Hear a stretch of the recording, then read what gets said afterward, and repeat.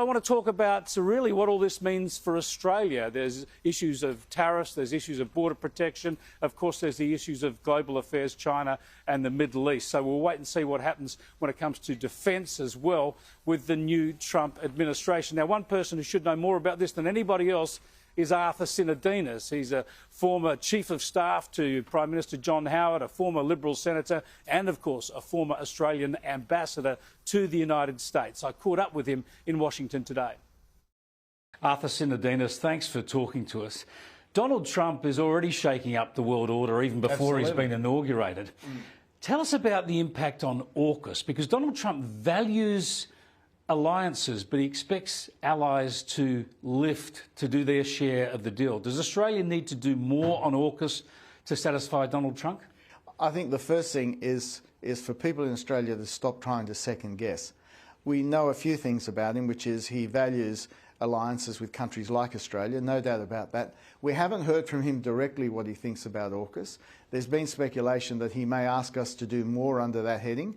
We already are providing, or will provide, $3 billion into the submarine industrial base here in the US to help build up their industrial base, to help with them providing Virginia-class submarines to Australia. So there's some room yet to go on this, but the message he's given to allies and partners is very clear already. He does expect other countries to be doing more. And look, that's fair enough. But he might expect us to spend more in the near term, do you think? Look, that's possible. But for Australia, I don't think it becomes an argument over budget aggregates. It's actually more a discussion around, well, OK, the way the relationship is evolving on defence, how do we best complement each other? What are specific initiatives we need to do in addition to what we're doing already? And part of the job of Australia is to remind the Americans that not so much that we need them, but they need us. And they need us because their security is tied up in what happens in the Indo-Pacific. And to make them, I think,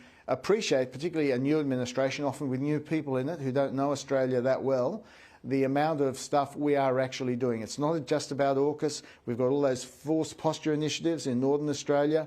We've got Pine Gap, we've got Northwest Cape, all of those facilities that we provide. So we are an integral part of America's security. And that's the message to them in an age where he is so focused on America first. It's not all about defence and security, though, is it? It's a lot also about trade and investment. And Donald Trump promises to hit the ground running. He'll be signing executive orders this week.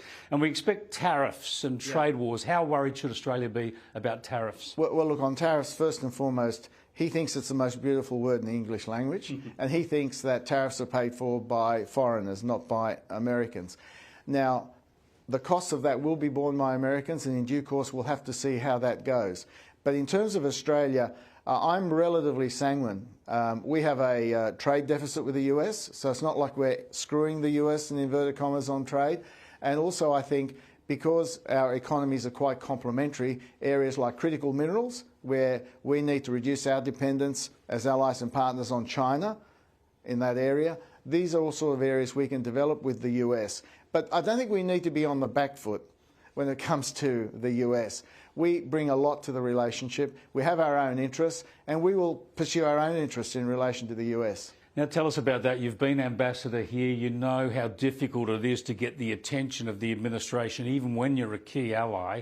The current ambassador is Kevin Rudd, the former Prime Minister. Like millions of lefties around the world, he's demonised Donald Trump in the past. Is he going to be able to get the access that Australia needs?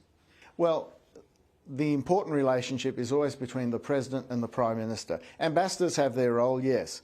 And there are plenty of people out there who have criticised Donald Trump in the past who are now have changed their tune or are indeed put their hand up to work with him, like Marco Rubio, the Secretary of State.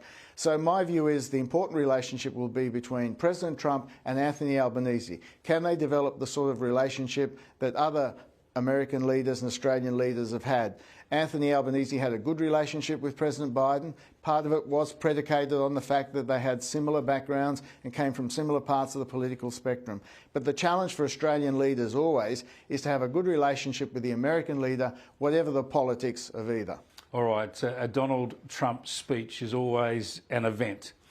We've seen him give an inauguration speech previously. What are you expecting to hear from him tomorrow? Look, I think this one will be more optimistic, than the last one. The last one talked about American carnage. It tried to paint a picture of why America was in a dire state and how he was going to fix that. I think this time around, yes, he'll have his points about what he wants to fix, but I think it will be more forward-looking and more optimistic, and talking about unbounded peace and prosperity to come from the enactment of his policies. So in some ways, it may be a more relaxed Donald Trump. He's had the experience of being in government before, so he knows what he wants to do. He's got the Senate, he's got the House, the Supreme Court, etc., etc. He has all the centres of power. So at the moment, he would feel like he has unfettered power, at least for the next 2 years until the midterms.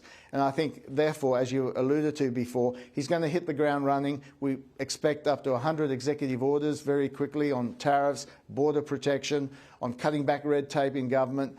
And I think the attitude, actually, interestingly, of a lot of Democrats is, OK, we concede the election, give him his chance, let's see what he does, and not resist every single move, but only go in where we think there's a particular problem. So I think the whole atmosphere has changed, and I think people are treating him more, not as the Messiah or the devil, but as a really accomplished, smart politician who will be judged on his actions.